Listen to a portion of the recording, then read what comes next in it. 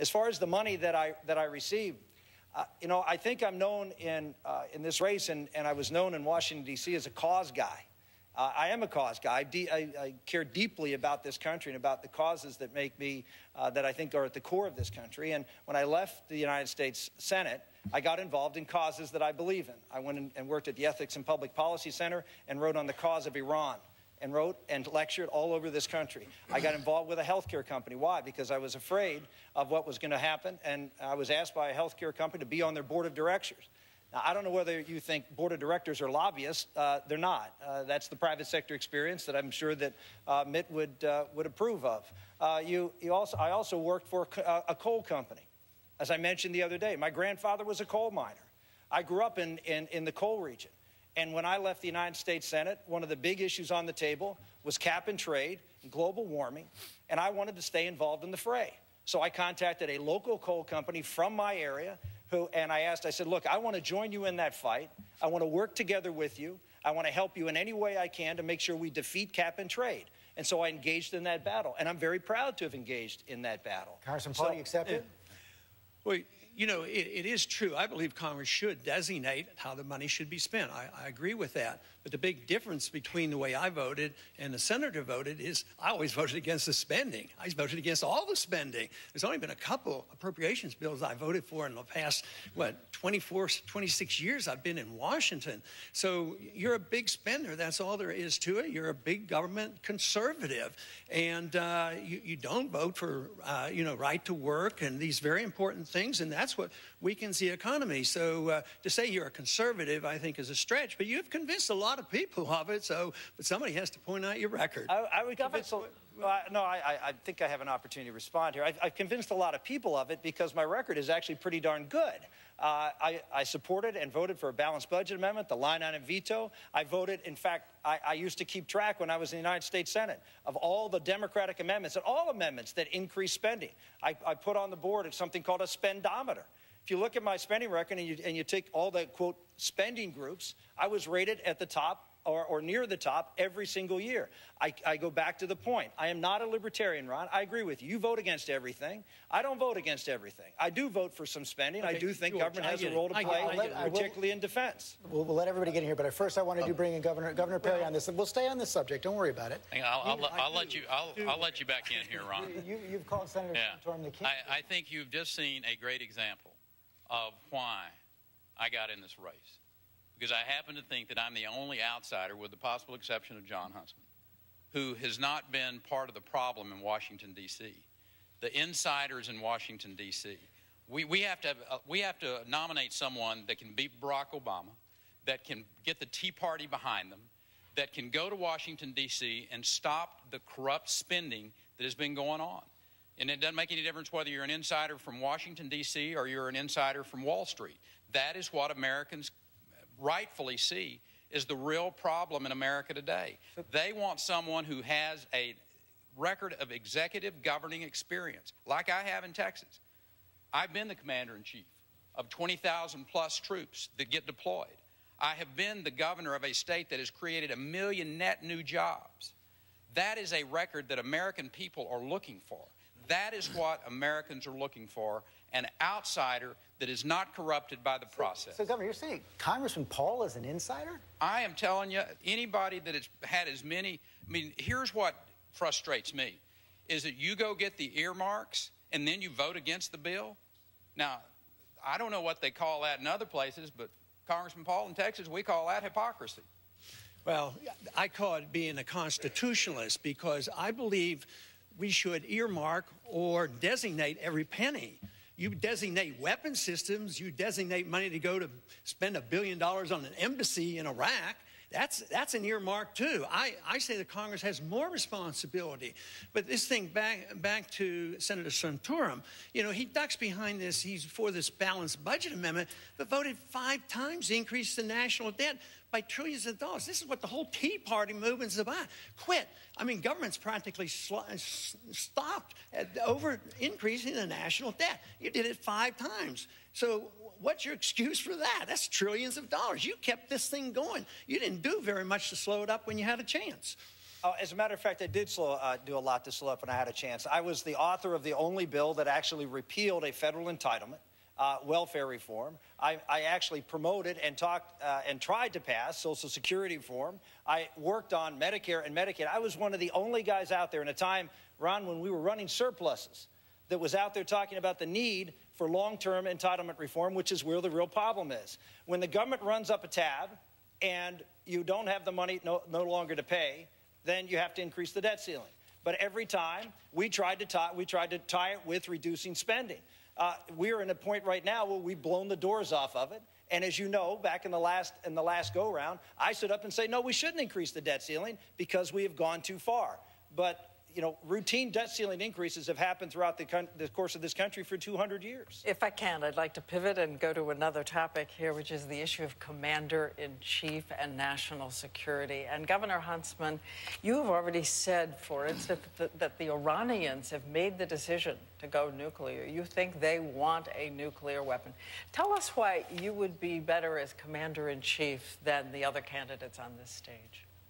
Because being commander-in-chief is less about having the discussions that we've just heard a moment ago, a lot of insider gobbledygook, a lot of political spin.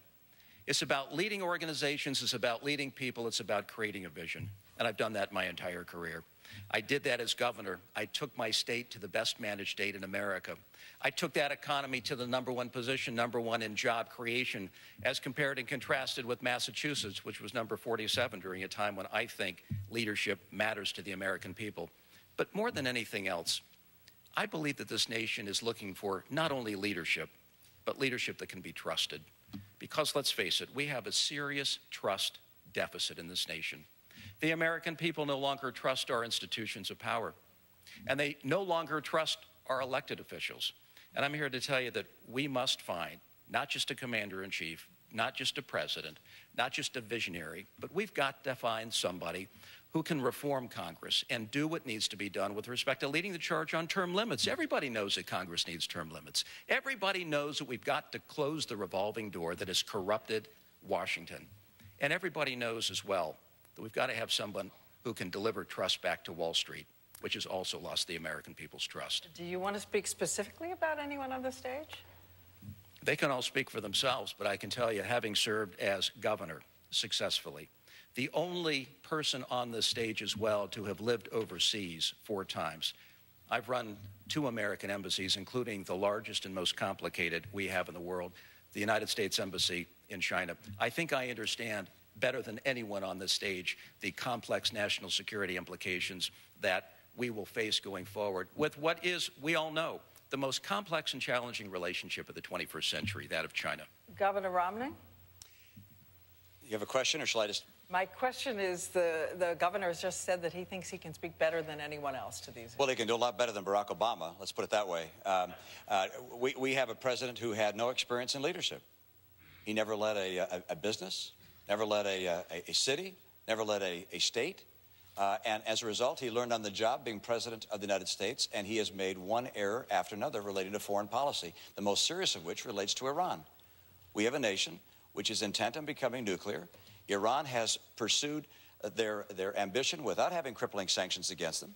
The president was silent when over 1 million voices took to the streets in Iran, voices he should have stood up for and said, we're supporting you. And he's failed to put together a plan to show Iran that we have the capacity to remove them militarily from their plans to have nuclear weaponry. Look, this is a failed presidency, and the issue in dealing with the responsibility of commander-in-chief is the issue of saying who has the capacity to lead.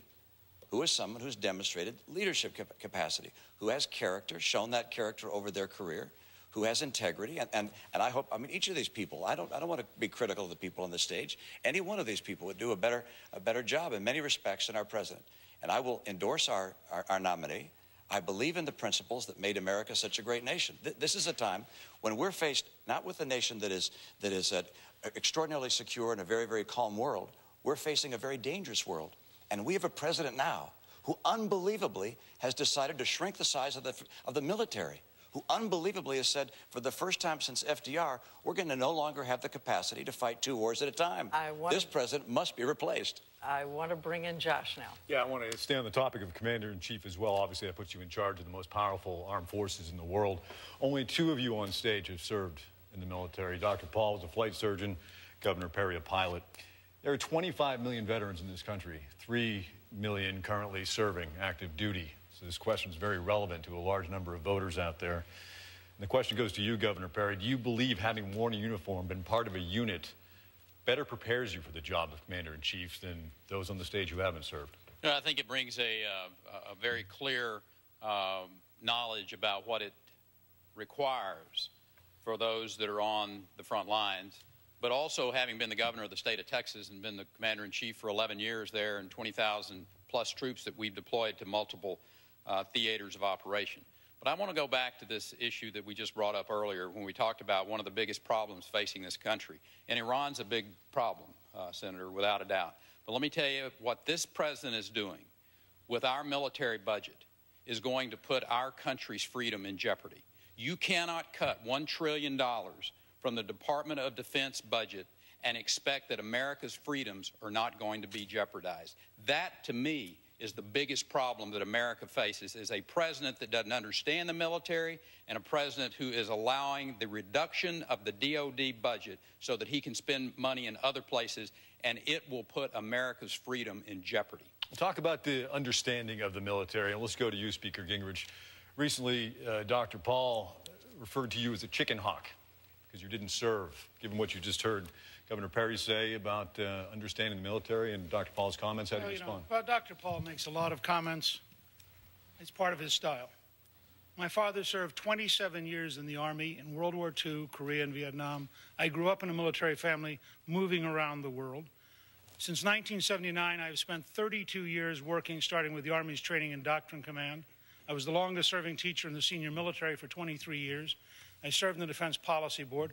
But let me say something about veterans, because as an Army brat whose family was deeply engaged, I feel for veterans. We had a great meeting today in Wolfboro with veterans, and I made a commitment in New Hampshire that we would reopen the hospital in Manchester, we would develop a new clinic in the North Country using telecommunications, and we would provide a system where veterans could go to their local doctor or their local hospital. The idea that a veteran in the North Country in midwinter has to go all the way to Boston is absolutely, totally, fundamentally wrong. And I would say, as an Army brat who watched his mother, his sisters, and his father for 27 years, I have a pretty good sense of what military families and veterans families need. Congressman Paul, would you say that again?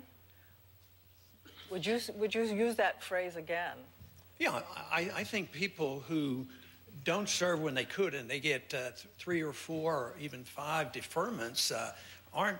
They have no right to send our kids off to war and not be even against the wars that we have. I'm trying to stop the wars, but at least, you know, I went when they called me up. But, you know, the veterans problem is a big one. We have hundreds of thousands coming back from these wars that were undeclared, they were unnecessary, they haven't been won, they're unwinnable. We have hundreds of thousands looking for care. And we have an epidemic of suicide coming back. And so many have, I mean, if you add up all the contractors and all the wars going on in Afghanistan and in Iraq, we've lost 8,500 Americans and severe injuries over 40,000. And these are undeclared wars. So Rick keeps saying you don't want this libertarian stuff. But what I'm talking about, I don't bring up the word, you do, but I talk about the Constitution. Constitution has rules, and I don't like it when we send our kids off to fight these wars, and when those individuals didn't go themselves, and then come up and when they're asked, they say, oh, I don't think one person could have made a difference. I have a pet peeve that annoys me to a great deal, because when I see these young men coming back, my heart weeps for them. Speaker Gingrich. Well, Dr. Paul has a long history of saying things that are inaccurate and false. The fact is, I never asked for deferment. I was married with a child. It was never a question. My father was, in fact, serving in Vietnam in the Mekong Delta at the time he's referring to. I think I have a pretty good idea of what it's like as a family to worry about your father getting killed, and I personally resent the kind of comments and aspersions he routinely makes without accurate information and then just slurs people with. I need one quick follow-up. When I was drafting, I was married and had 2 kids, and I went. I wasn't eligible for the draft. I wasn't eligible for the draft. Congressman Paul, while we're on the subject, though, the Speaker has said that you've had a history of inaccurate statements. There has been quite a bit of controversy over this newsletter that went